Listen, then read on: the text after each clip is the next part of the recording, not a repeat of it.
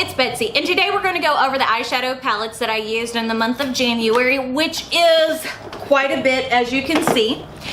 And there are some things that I really know I already want to get rid of, and some things that I want to play with a little bit more. But I will tell you that actually cycling through my eyeshadow palettes and sorting them out like this, I haven't reached for the same palette more than once except on one occasion.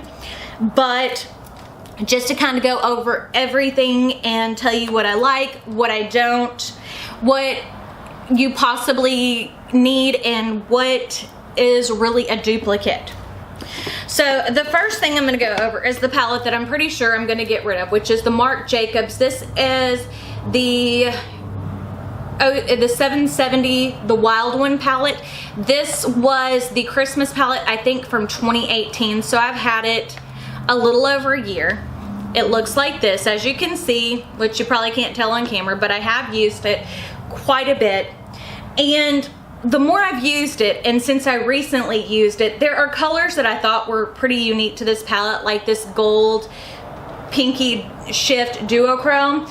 It's really not, and I'm not honestly a fan of how the mattes perform. They're kind of lackluster. So this one I am getting rid of.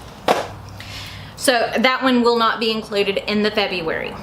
A palette that I do love that is very simple and small is the Dose of Colors Minnie Mouse, their Disney collection. And she looks like this. The colors in here perform really well, and I really like this blush shade. It is a great nude blush. So I'm definitely keeping this. This one I just purchased, and if you know my rules for this year, if I purchase any makeup, something has to go, which I purchased this, the Love Glow blush and highlighter palette, and the Norvina Mini Cherry palette, which I just used today. So I really like the blues in that. And she looks like this. It is a very pretty muted pink and purple palette. I'm definitely keeping this. I've used it once. I love the look that it came out with.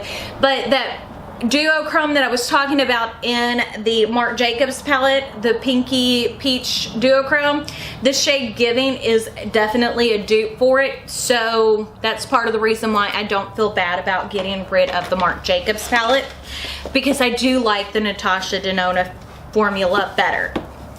I also used my Moonspell palette by Lunar Beauty, which this is the only palette I have by Lunar Beauty, but she is gorgeous. Oh my gosh, my shade Prue just fell out. So I'm not gonna hold that one upside down anymore. I'm gonna try to repress that back in, what I was able to salvage off of it, because it is a very pretty shade. So it looks like this. The mattes in here are very good, and I just love the color scheme, the purple and greens and some neutrals in here. I just think it's a very unique palette. So now I'm gonna have to repress that shade, but I do love this palette. So that one is definitely staying in my collection. And it is the first product from Lunar Beauty that has caught my eye that I wanted to try. And if there are any other palettes that come out by Lunar Beauty that I love, we shall see. Now, the one palette that I did use twice is the Mothership, Pat McGrath Mothership Bronze Seduction palette, which looks like this. This is my favorite neutral palette. And I bought this knowing that it was a neutral palette, but because I paid so much money for it, I wanted something that I could use quite a lot. And I used this for my husband's grandmother's funeral. It just gives that nice, really pretty, polished, put together look without being too crazy. So I also used 3 of my Juvia's Place palettes. I used the Deuce, which looks like this. I love the color scheme of this palette. This one's a definite keeper. I also use the Masquerade Mini. which looks like this. And I want to play with this a little bit more to see if this is something that I want to keep in my collection, but I do love the shimmery brights that are in here. That's part of the reason why I've kept it this long. And then I also used the Zulu, which this one has some really pretty bright mattes in it. And I love Juvia's Place matte, so I'm definitely keeping that. I also used my Lime Crime Venus XL2 palette. She looks like this. And I've used this one quite a bit, and one of the main reasons why I keep it, because some of the shades in here aren't great, is this obscure shade right here. It's hard to see it on camera, but whenever you see it in person, it almost looks like a glow-in-the-dark color. It is so stunning. Plus, I love the sagey greens and the pinks together. Pinks are one of my favorite eyeshadow colors, which you will definitely be able to tell a lot more of as we go through some more palettes. My Huda Beauty Mercury in Retrograde palette, which is my #1 favorite Huda Beauty palette. I love the packaging on this, and the color story just speaks my name. I mean, pinks and purples and a little bit of blue. I mean, it is just everything I like in a palette. And that's part of the thing I'm starting to notice a trend, is that there are lots of colors that I really like that I constantly repurchase, such as muted pinks and things like that. I also used my Jeffree Star Jawbreaker palette. The outside looks like this. The inside looks like this. I love all the unique shades in here. I love the shimmer formula and the mattes.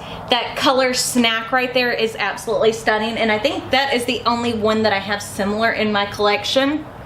So she's definitely a keeper. I also used my Zodiac Love Signs. So right now I only own 2 palettes by BH Cosmetics, the Zodiac Regular and the Zodiac Love Signs. And the Love Sign palette looks like this. Very, very pretty pinks, orange, blues, just stunning colors, and I do like the shimmer formula that's in here, so I'm keeping that for now. Then I used 6 different Colorpop palettes because, as I said, I'm trying to go through and retest out my Colorpop palettes. So I'm going to set this right here, set some of these palettes back in the box. There we go. Ugh. That still frustrates me about that shade from my Manny MUA palette. So I used my Give Me Butterflies palette, which looks like this. A definite pinky peach palette. I also used the Lovebird palette, which looks like this. So as you can already tell, there are some colors that are very similar in both of these palettes. Do I think you need both of them? No, I honestly like the Lovebird palette a little bit more than I do the Give Me Butterflies, but I'm gonna hold on to both of them right there now, for now. I also used my Strawberry Shake palette. Again, pinky peach, overlapping colors between the others. So as you can see, and then I also used the Ooh La La palette, which is another pinky purple palette. So do I think you need all 4 of these? No. So to me, if you already own the Strawberry Shake and the Ooh La La, the Lovebird and the Give Me Butterflies are really not needed. They're just some of my favorites. I also used my Colorpop Likea Lilac a lot. Ooh. An eyeshadow fell out of there, the color Fluff. So, and that looks like this. This is much more of a cool tone purple palette.